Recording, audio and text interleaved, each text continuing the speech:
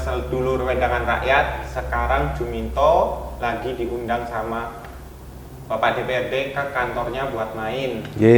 Sekarang kita ada di ruang rapat komisi DPRD Komisi 1 ya Bang ya? Ya betul Mas Juminto. Sebelum kita lanjut bincang-bincang Pak, perkenalkan diri dulu. Oke. Saya Juminto dari Wedangan Rakyat, dari desa Tepi Jurang. Bahaya banget. Dengan Bapak? Saya Ovan Sofyan. Dengan Bapak Ovan Sofyan. Ovan Sofyan dari fraksinya PDI Perjuangan. Kebetulan sekarang di Komisi 1 yang membidangi kaitannya dengan pemerintahan, masuk termasuk desa, tentang juga hukum, perundang-undangan, dan yang lain banyak lah. Ya, itu bidangnya Komisi 1 termasuk pertanahan juga, kepegawaian juga, kependudukan juga, begitu. Banyak tugasnya ya Pak? Ya, termasuk sosial politik juga di bidang Komisi 1. Itu masuk ke Komisi 1 semua Pak? Ya, itu. Jadi kalau di DPRD Banyumas ada 4 komisi ya Mas Juminto, ya masing-masing punya bidang yang agar lebih fokus. Kebetulan di Komisi 1 ini kita tadi itu lebih kepada kepemerintahan, kepegawaian, kemudian besok ini di 2023 termasuk 2024 akan ada tahun politik, di situ ada pemilu dan sebagainya juga. Bagian dari kita kaitannya dengan ketertiban, penyelenggaraan, dan hal-hal yang lain kita ikut juga bertanggung jawab. Bentar dulu Pak. Siap. Itu kan banyak bidangnya ya Pak ya? Iya. Tadi kalau untuk yang sosial politik, untuk dari DPRD Komisi 1 sendiri itu biasanya kegiatannya ngapain aja Pak? Ya, kita berkoordinasi juga kalau di eksekutif ya, di pemerintah kabupaten juga ada yang namanya Bakes Bangpol ya.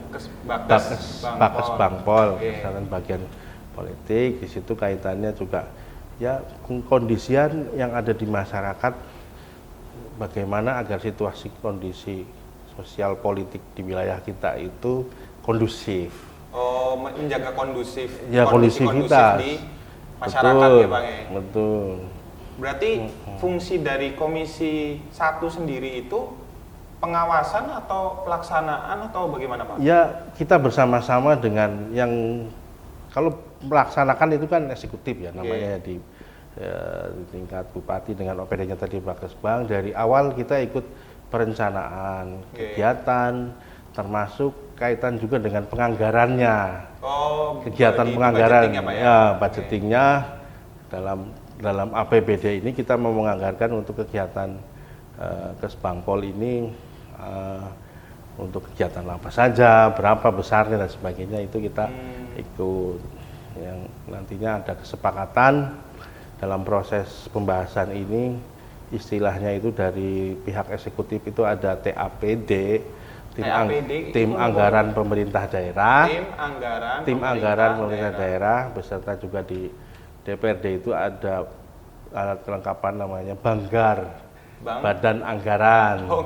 Ya, beda lagi. Ya, ini bersama juga koordinasi dengan komisi, masing-masing komisi yang ada, membahas, merumuskan dan sebagainya, sampai ketemu anggaran yang bisa disepakati berapa, baru muncullah APBD yang akan dijalankan.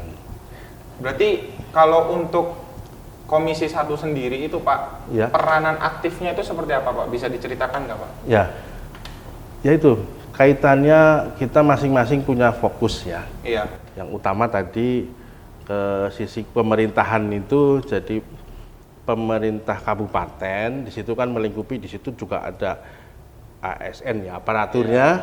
Kita juga ikut membidang itu, proses penempatan dan sebagainya, termasuk kemarin ada penangkatan ASN baru, penjaringan apa namanya itu CPNS itu kan, belum yang P3K, belum yang guru honorer, yang hal seperti itu kita ikut mengawal agar prosesnya itu sesuai berjalan, terutama ya kita masyarakat yang ada itu bisa terwakili, bisa juga terakomodir kaitannya dengan program-program yang ada di kabupaten ini berjalan yang begitu. Oh, oke. Pak, mau tanya soal ini Pak. Di Komisi 1 tadi itu, Komisi 1 itu menerima aduan dari masyarakat? Oh, menerima, semua komisi menerima aduan. Oh, semua komisi itu menerima empat aduan? Komisi semuanya menerima, tergantung kaitannya dengan permasalahan apa gitu ya, permasalahan-permasalahan. Kalau kita banyak yang selama ini masuk aduan itu terutama memang dari masyarakat desa yang berkaitan dengan pemerintahan desa, dengan kaitannya dengan pertanahan, kemudian juga hal-hal yang kaitannya dengan kependudukan dan sebagainya. Kependudukan itu maksudnya sensus nabo? Ya, kita kan ya pencatatan pencatatan sipil ya. Pencatatan ya di Dukcapil kaitannya pencatatan warga itu kan harus jelas. Ada misalnya komplain di masyarakat, oh ini proses pembuatan KTP-nya lama, sulit, belangkonya habis dan sebagainya. Itu kita itu masuknya ke Komisi 1. Komisi 1. Tapi selama berarti ini Komisi 1 sudah berjalan selama 1 tahun ya Pak ya? Yang apanya tuh? Bapak di Komisi 1 udah berjalan selama? Kebetulan 1 tahun ini. Satu tahun ini. Sebelumnya memang ada istilahnya di kita itu ada rotasi ya. Sebelumnya di Komisi 3 ya saya biar punya satu pengalaman, punya satu ya istilahnya bisa merasakan pengabdiannya itu bisa tidak hanya dalam satu merasakan sektor. semua Ya merasakan bisa mengikuti. Tapi kalau dari sisi background ya Mas, memang ya saya kenapa sekarang di Komisi 1 pun ya secara backgroundnya saya sebelum di Komisi 1 ini di DPRD Banyumas juga sebagai kepala desa di Kaliori ya. Oh, Bapak sebelumnya kepala desa Kalibagor ya 2 kali periode, sehingga ini merupakan satu istilahnya naik kelas ya Pak ya. Ya selain naik kelas itu ingin punya satu semangat bahwa saya di desa dulu begini nih, kendalanya begini. Oh, nggih. Nah, ketika saya di sini pun pengen ada perubahan, membawa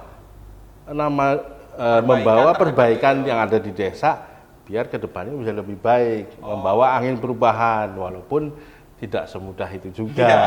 Ya kan? Ada birokrasi yang berbeda. Ada proses yang memang ternyata ternyata harus begini dan sebagainya. Oh, contoh nih misalnya ini sekarang kita lagi ikut mendampingi para kepala desa, para perangkat desa. Ada namanya paguyuban, kalau kepala desa itu Satria Praja nih. Kemudian perangkat desa juga ada paguyuban PPDI Kabupaten Banyumas sama baru hari kemarin ini belum lama 3 hari yang lalu kita mengajak teman-teman dari Satria Praja dan PPDI ini ketemu dengan Mendagri dengan Dirjen Bina Desa, kaitannya dengan permasalahan-permasalahan yang ada di desa. Ya, itu kita yang memfasilitasi, mengakomodir biar ya istilahnya itu salah satu bentuk komitmen kita bahwa memang kita juga dengan desa peduli. Betul. Dan memang kalau dilihat dari program yang sudah berjalan, sepertinya produk desa itu sedang menjadi konsen dari pemerintahan di Banyumas itu sendiri ya Pak. Betul. Kayak UMKM-nya, produk UMKM dan lain-lain. Karena kemarin saya lihat juga kayak makanan-makanan khas daerah yang di package dengan kemasan yang lebih modern dan lain-lain itu sedang diangkat banget kayaknya di pemerintahan oleh pemerintahan Banyumas periode sekarang. Kalau boleh tanya Pak, selama 1 tahun ini dengan semua tadi yang Bapak jelaskan itu bertemu dengan Kemendagri dan lain-lain, dampak signifikan yang terjadi perubahan antara sebelum dan sesudah itu apa aja Pak? Ya kalau bicara dampak secara signifikannya itu kuantitatif sih kita tidak bisa menghitung itu ya. Tapi secara kualitatifnya katakanlah bisa dirasakan oleh mereka sendiri, terutama ini kita kaitannya dengan pemerintah desa itu kan di situ kepala desa dan perangkat desa. Ada usulan-usulan, aspirasi yang dimunculkan, yang kita kemudian komunikasikan, kita diskusikan, dijembatani. Ya beberapa sudah banyak yang clear itu dalam arti menjadi kebijakan baru. Bisa menjadi ya dalam hal kebijakan yang baru dan sebagainya. Nah, namun memang semua itu memang dalam proses ya, proses yang kita pun di pemerintahan daerah ya, termasuk kita di DPRD ini juga kewenangannya tidak besar dalam arti ini. Kita masih ada kewenangan provinsi, ada kewenangan pusat, itu tadi ada Mendagri, ada apa. Peraturan pun demikian. Kita ngikuti peraturan yang memang sudah dikeluarkan dari pemerintah pusat, ada undang-undangnya, ada kemudian sampai peraturan pemerintah Permendagri, kita harus ngikut situ juga. Oh, berarti itu yang dijadikan landasan kebijakan yang akan dibahas dengan pemerintahan desa. Ya, tentunya gitu tidak berlawanan atau berbenturan. Iya, tetap harus ada landasannya ya Pak ya. Legal standingnya lah. Iya, betul. Tetapi gini Pak, saya mau tanya soal dari DPRD Komisi 1 sendiri, itu ada nggak sih Pak kayak dorongan atau apapun itu yang bersifat membuat pemerintahan desa menjadi lebih baik? Kan tadi Bapak bilang bahwa Bapak sebelumnya udah pernah menjadi kepala desa dan lain-lain dan menemukan banyak permasalahan di sana. Ya, sekarang Bapak kan ada di atasnya. Ya, itu apa yang menjadi yang Bapak dan tim Komisi 1 lakukan untuk memecahkan permasalahan-permasalahan yang dulu Bapak sempat temui di lapangan? Ibaratnya ini untuk contoh kasus saja ya. Perjalanan prosesnya sekarang sih memang belum banyak ya Mas. Ya kalau kaitan tadi aduan sih insidental ya beberapa kita bisa mengkomunikasikan kepentingan desa. Tapi yang sekarang ini paling tidak kalau dari pemerintahan desa itu kan terutama juga ingin secara kesejahteraan ada peningkatan gitu ya. Ada satu hal yang signifikan bisa dirasakan lebih baik kan begitu ya. Ini terlepas karena memang mereka punya peran yang sangat sentral juga di desa, kepala desa, perangkat desa, itu semua kegiatan program pemerintah daerah, pemerintah pusat yang melaksanakan desa. Di bawah itu kan pemerintah desa, sehingga kita harus bagaimanapun memikirkan kesejahteraan, memikirkan agar mereka ini bisa bekerja dengan baik, tentunya juga lebih profesional juga, bagaimana melayani masyarakat juga dengan baik gitu. Nah, kaitannya tadi kesejahteraan, ada beberapa poin yang disampaikan bahwa pada contoh nih, ketika kemarin musim Idul Fitri, ada namanya THR, tunjangan hari raya pegawai, ASN, dapat dari. Itu saya nggak dapat Pak, soalnya saya warga kan. Ya itu, makanya kan itu Nah, ternyata termasuk di keputusan pemerintah, peraturan pemerintah dari presiden pun tidak terbawa ini yang namanya kepala desa, perangkat desa mendapatkan THR. Oh, jadi kepala desa dan ini tidak mendapatkan THR. Ya, karena kan memang kita punya nomenklatur berbeda antara perangkat desa, kepala desa dengan yang ada di ASN ataupun di Mendagrinya, jadi tidak tersebutkan. Nah itu pasti ada yang cemburuan, pergerakan kemarin sempat ada pergerakan termasuk istilahnya aspirasi bersama sampaikan. Satu itu termasuk yang istilahnya juga sama saja dengan gaji ke-13 nih. Kawan Pak ASN menerima di perangkat desa, kepala desa nggak menerima, ini bagaimana padahal sama-sama istilahnya kan pegawai pemerintah gitu kan. Nah ini kita sudah jembatani, termasuk sebagai prinsip kita di pemerintah daerah bersama bupati itu sudah mengakomodir, sudah ya dengan eksekutif itu mendengarkan, kemudian berusaha mencari solusi bersama itu. Memang yang jadi patokan itu dua kalau di kita kan. Ternyata nih saya sudah di DPRD nih. Kalau sana sih usul-usulnya harus bisa. Dulu waktu jadi kepala desa kan pengennya harus direalisasi nih. Ternyata di sini paling tidak dua hal. Yang pertama secara aturannya, secara undang-undangnya, turunannya ada peraturan pemerintah ini kira-kira nabrak enggak ini kalau dialokasikan ya. Harus dilihat ke bawah harus ya Pak. selaras ya nomor Harus ininya. selaras. Ya itu tadi harus benar-benar ketika ini teranggarkan aman bahasanya. Iya, Bahasa nggak kita mengganggu aman. anggaran yang lain. Ya bukan dalam arti aman itu ketika nanti dibuka pemeriksaan dan sebagainya kita ada penganggaran itu. Audit ya Pak ya? Iya di audit itu tidak menjadi temuan. Itu amannya begitu. Harus Ya aman, kita kan ya resikonya di kita ya kan. Kita menyetujui Itu shock ACC terapinya termasuk DPR bupati pun ya jelas yang akan bertanggung jawab ketika sudah dianggarkan untuk sekian ratus kepala desa perangkat ternyata pas diaudit itu bukan anggaran yang sesuai dengan aturan, melanggar apa ininya sebagainya. Nah, itu yang sangat dikhawatirkan. Yang kedua, ketika itu aman, ini anggarannya ada apa enggak gitu, cukup apa enggak. Bahasanya kan tetap bagaimanapun menyesuaikan kemampuan kita. Kemampuan daerah. Memang ada anggaran yang turun dari pemerintah pusat dan sebagainya. Kita kelola sedemikian rupa. Ya, itu tadi karena banyaknya hal yang kita harus biayai, harus cermat. Pos-posnya itu kan dalam plotting ya Pak. Ya plottingnya itu kan harus sesuai, nggak ada yang kelebihan apa yang ini yang kurang dan sebagainya, harus cermat sekali. Sehingga tadi ketika ini aman, anggarannya belum ada, kita pun harus cari cara bagaimana ini bisa dianggarkan. Makanya kuncinya memang kita harus sering komunikasi biar mereka tahu permasalahan yang kendala di kita itu seperti apa, sampai tidak kemudian masing-masing punya pemahaman sendiri yang akhirnya menjauhkan. Ya, kita harus selalu duduk bersama, harus selalu komunikasi. Oke. Diminum Mas, diminum. Ini ya. Sebelum kita minum dulu, sebelum kita bahas lebih jauh, kita break dulu sebentar. Buat sedulur Wedangan Rakyat, jangan kemana-mana.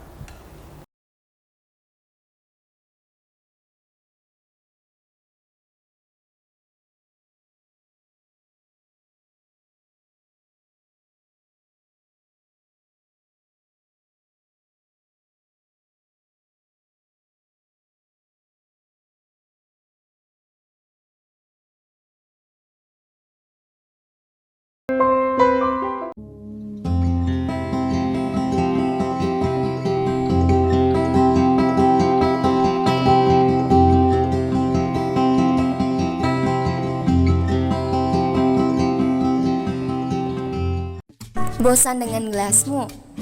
Atau gelasmu kekecilan? Kalau gitu, coba pakai mug ini.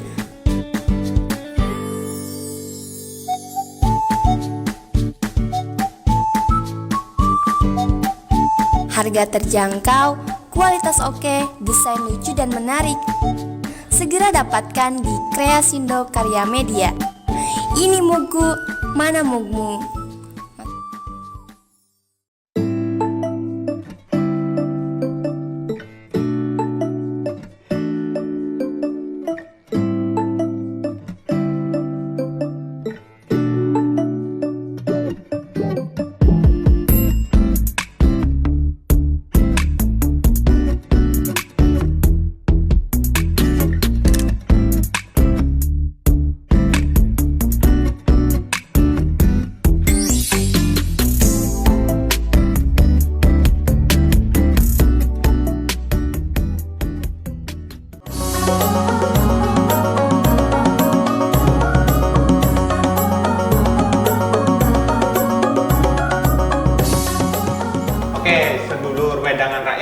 Kita balik lagi sama Bapak Komisi 1 DPRD Kabupaten Banyumas.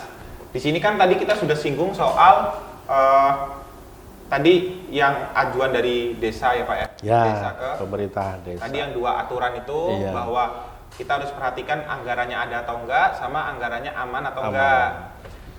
Kita sedikit mepet-mepet lah. Ini kan bentar lagi tahun politik sebentar lagi Pak. Ya.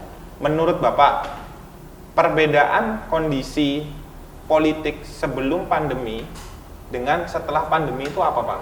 Kalau dari kacamata Bapak yang sudah merasakan, sebelumnya kan sudah pernah jadi kepala desa, terus sekarang menjadi DPRD. Menurut Bapak, perbedaan yang signifikan itu seperti apa Pak?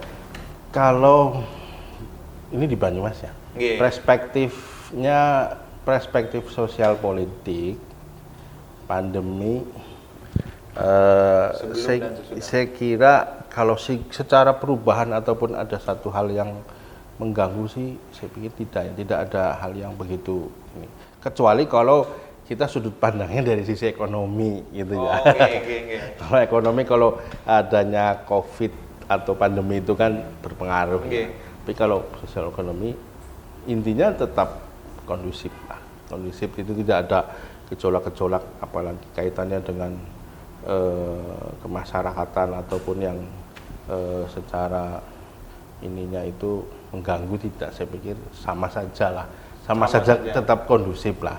Kita alhamdulillah itu alhamdulillahnya tetap kondusif. Alhamdulillahnya masih dalam situasi yang masih wajar, masih berjalan itu. Kalau dari segi antusiasmenya Pak, kan pasti COVID itu kan membuat masyarakat itu benar-benar gimana ya Pak ya, off secara aksi, jadi balik ke online gitu. Iya. Nah, mungkin dari antusiasmenya Pak, dari kacamata Bapak, dari sebelum pandemi sama setelah pandemi itu perbedaannya apa dari segi politiknya sendiri, tapi dari antusias masyarakatnya. Kalau tadi kan kita bicara soal kondusifnya ya, alhamdulillahnya kondusif, tapi antusiasme masyarakatnya seperti apa menurut Bapak? Ya, antusiasmenya jelas menurun ya, kaitannya dengan animo ataupun animo kepada hal yang bersifat politik. Karena bagaimanapun kita sangat memaklumi dan secara naluriah yang utamakan memang masalah perut dulu gitu ya. Yang diutamakan kebutuhan pokoknya. Perutnya bermasalah dalam arti pemenuhan kebutuhan pokoknya itu bermasalah, ya tidak begitu memikirkan hal-hal yang berpolitik itu tadi. Yang penting secara ekonomi masyarakat itu ingin segera pulih, ingin segera terpenuhi kebutuhan-kebutuhan mendasarnya, kebutuhan yang secara terutama pangannya dan sebagainya. Nah, dan menurut saya alhamdulillah kita sudah cukup cepat juga pulihnya, dan sekarang ya antusiasme mendekati politik, tahun-tahun politik besok ini ya kita harapkan lebih baik ya. Nah, dengan kondisi itu Pak, dengan kondisi masyarakat yang sedang pulih dan lain-lain, dari Komisi 1 sendiri itu sudah menyiapkan strategi apa untuk menghadapi tahun politik 2023 Pak? Ya gini Mas Juminto, kita memang mempunyai istilahnya partner ya dalam pengkondisian sosial politik itu, terutama sebagai penyelenggara besok dalam proses pemilu itu kan ada KPU. KPU dalam hal ini KPU Banyumas, di situ ada Bawaslu juga yang nanti akan sebagai pelaksananya. Yang pelaksana kita berkoordinasi agar pelaksanaan ini berlancar, aman, lancar, proses penyampaian aspirasinya itu berjalan baik sesuai dengan harapan kita. Nah, dalam pengamanan ini ya itu tadi dari pihak bupati atau eksekutif, di sini ada Kesbangpol ya. Kemudian dari keamanan secara satuan dengan TNI, dengan Polri, ini juga ada proses koordinasi pengamanan, termasuk ya masalah penganggaran juga. Penganggaran ini butuh karena memang agar segala sesuatu penindakan itu bisa lebih cepat, pencegahan ataupun ada hal-hal apa kan memang harus siap gitu, anggarannya juga harus siap dibutuhkan, apalagi kalau misalnya ada proses pengerahan istilahnya pengerahan bantuan keamanan yang cukup besar dan dalam hal-hal kegiatan nanti dalam kampanye, dalam hal apa ini memang harus dipenuhi. Itu dari Komisi 1 juga menyoroti itu agar istilahnya hal-hal yang seperti ini berjalan sesuai dengan harapan, tidak dengan terkendala karena tidak adanya anggaran, kurangnya anggaran ataupun hal-hal yang secara komunikasi tidak jalan. Kita sangat berharap memang kita juga di Komisi 1 juga sebagai pelaku politik juga ya, besoknya juga nanti akan rekan-rekan kita juga berproses ya, memang sangat berharap berjalan dengan baik. Tidak hanya baik dalam proses pelaksanaan pemilunya, baik juga benar ya Pak ya? Ya, baik benar dan benar-benar penyampaian aspirasinya itu ya sesuai dengan hati nurani, walaupun proses di lapangan ya masih banyak mungkin pelanggaran dan sebagainya. Ya, ini yang akan kita terus berharap bisa diminimalisir gitu. Oke, bahas tadi soal persiapan tahun politik 2023 ya Pak. Berarti kan DPRD itu lebih ke perencanaan ya Bang ya? Membantu dalam proses perencanaan dari semua koordinasi dan lain-lain. Kalau boleh tahu Pak, anggaran yang disediakan itu untuk tahun pemilu 2023 itu sudah ada angkanya atau belum untuk saat ini? Kemarin sih memang baru digedok ya APBD ya, cuman kaitannya secara nominal berapanya saya juga tidak begitu paham, karena ada pos-pos yang tidak bisa kita jadikan satu ini jumlahnya sekian, itu tidak. Tapi kegiatannya macam-macam, ada yang sosialisasi sendiri, ada pengamanan sendiri dan sebagainya lah. Tidak kemudian kita jumlahkan secara total ini untuk kegiatan ini sekian, tidak, karena juga bisa dibilang ada berkaitan dengan kegiatan-kegiatan lain juga di luar pengamanan gitu. Jadi untuk tahun politik sendiri itu berarti penganggarannya itu per pos nggih Pak, bukan semua disatukan di Komisi 1 dalam perencanaannya atau bagaimana? Ya, Komisi 1 menganggarkan di situ ada bahasanya itu ada kode rekening lah kalau di kita. Itu ada kode rekening yang sesuai, ini untuk kegiatan untuk sosialisasi, ini untuk kegiatan pengamanan, ini untuk kegiatan Kesbangpolnya istilahnya berjalan secara operasional begitu. Ya, jadi dan tidak mentotalkan ini sekian nominalnya, itu tidak. Kalau boleh tahu Pak, itu untuk anggaran seperti itu, misal tadi sosialisasi dan lain-lain, itu sumbernya itu dari mana ya Pak? Dari APBD kah atau ada dari sumber lain kah atau bagaimana Pak? Ya, jelas semuanya itu kan masuk di APBD Mas. Dalam setiap pengeluaran kan kita juga harus ada pertanggungjawaban, harus jelas dan sebagainya, sumber pembiayaan dari APBD. Nah, APBD ini dari mana juga banyak posnya. Ya, ada misalnya pos dana alokasi umum dari pemerintah pusat, ada dana alokasi khusus, ya, ada dana retribusi bagi hasil pajak, dan lain sebagainya, ya, istilahnya pendapatan yang sah, termasuk juga ada kaitannya dengan pendapatan asli daerah, TAD. Semuanya dirangkum, nah, nanti tinggal masuk dalam pendapatan APBD, baru pengeluaran pembiayaannya diatur saat pelaksanaan gitu ya, betul. Berarti saat pelaksanaan itu pun semua fungsi harus sudah berjalan gitu Pak, kayak pengawasannya terhadap anggaran dan data itu dilakukan secara ketat gitu. Oke, sebelum kita lanjut bahas soal tahun politik dan lain-lain dengan Bapak DPRD Komisi 1-nya, untuk sedulur Wedang Rakyat semua, kita break dulu.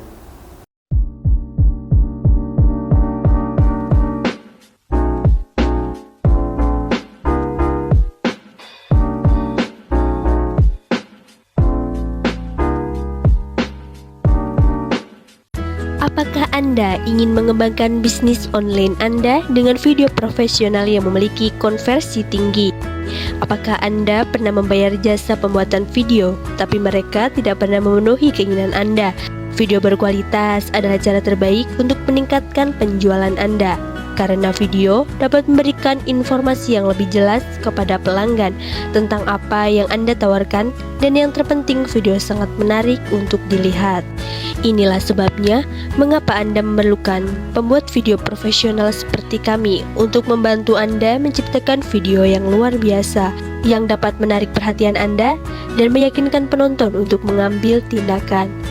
Layanan pembuatan video kami terdiri dari tim profesional dengan pengetahuan yang luas, mulai dari menulis skrip yang memikat dan memadukannya dengan skema warna dan grafis yang tepat. Untuk memaksimalkan Convert, kami memberikan Anda kesempatan untuk membuat beberapa revisi yang mana Anda dapat membuat perubahan pada rancangan sampai memenuhi kebutuhan Anda sepenuhnya.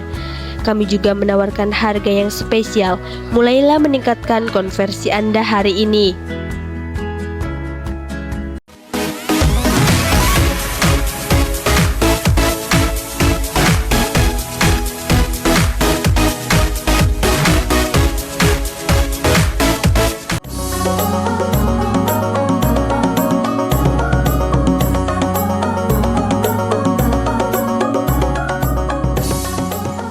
Oke, sedulur Wedangan Rakyat semua, kita kembali lagi ke segmen terakhir dengan Bapak dari Komisi 1 DPRD Kabupaten Banyumas.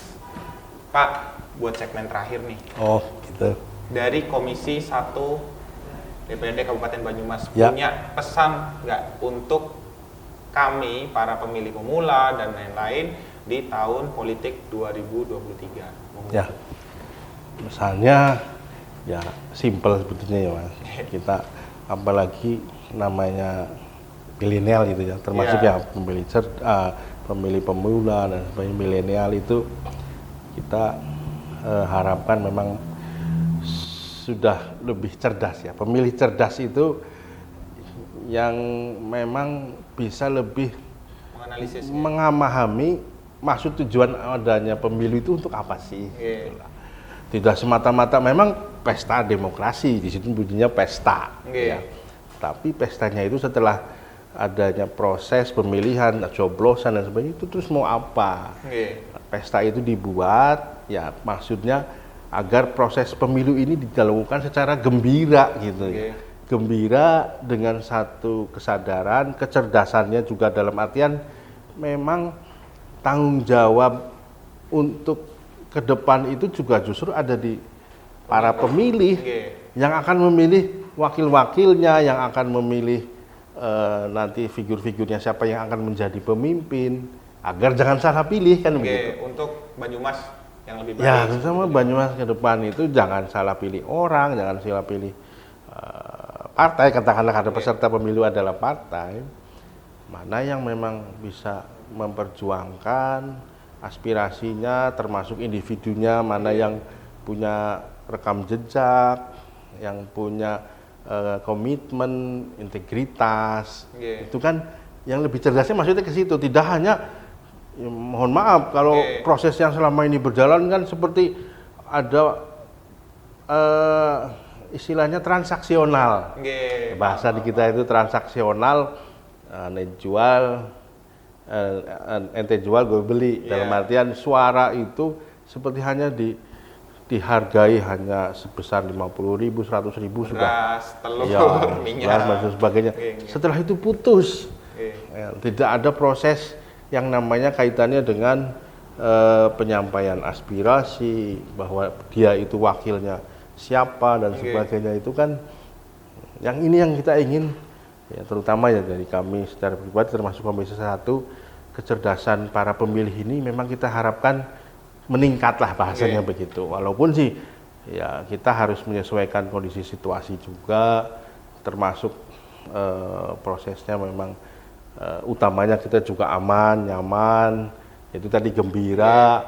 Kalau sampai adanya gontok-gontokan, adanya apalagi sampai polarisasi dan sebagainya, itu ya terutama untuk Banyumas ya kita kepengennya itu tadi kondusif lah, tidak kemudian ada sesuatu, misalnya sekarang zaman media sosial nih, ada postingan yang agak nyerempet-nyerempet kepada satu kelompok tertentu, langsung berespon dengan responnya berlebihan misalnya, nyerempet ke yang lain, nantinya jadi anarki. Ini yang tidak sangat kita harapkan, dan termasuk itu perkembangan untuk sekarang ini kita memang harus lebih jeli dalam bermedia sosial kan begitu ya.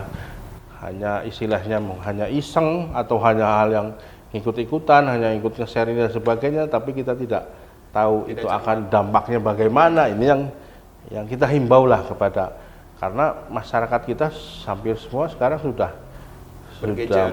melek media ya, sudah punya bisa mengakses informasi itu bisa dibilang tanpa filter gitu. Terkait kecerdasan masyarakat dalam tahun politik, Pak. Dari Komisi 1 sendiri itu sudah menyiapkan apa, Pak? Misal konten kah atau apapun seperti itu untuk kami para pemilih? Ya, kalau secara khusus sih belum ya, konten kaitannya dengan ini. Tapi ya itu tadi kerjasama dengan Kesbangpol misalnya, kita membuat beberapa jenis kegiatan yang istilahnya kita turun sosialisasi ke desa, ke kecamatan, menyampaikan, kemudian kerjasama dengan KPU juga, bahwa ayo kita sudah mendekati pemilu ini, kita sambut itu tadi dengan bergembira dan cerdas.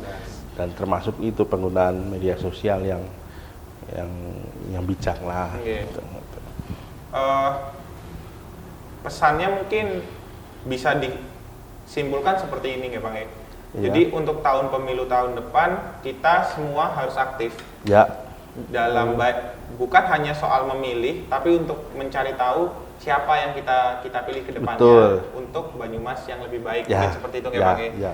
Jadi terima kasih banget Pak udah disambut di gedung DPRD. Cuman nggak ada apa-apa ini. Nggak apa-apa Pak, saya cuma minum aja. Paling segitu aja dari saya mohon maaf banget ngerepotin. Tidak sama sekali. Monggo Bapak habis ini istirahat. Masih ada kegiatan. Buat sedulur Wedangan Rakyat semua, ingat tahun depan, tahun pemilu, pastikan kita aktif baik dalam memilih maupun mencari tahu siapa yang kita pilih. Terima kasih.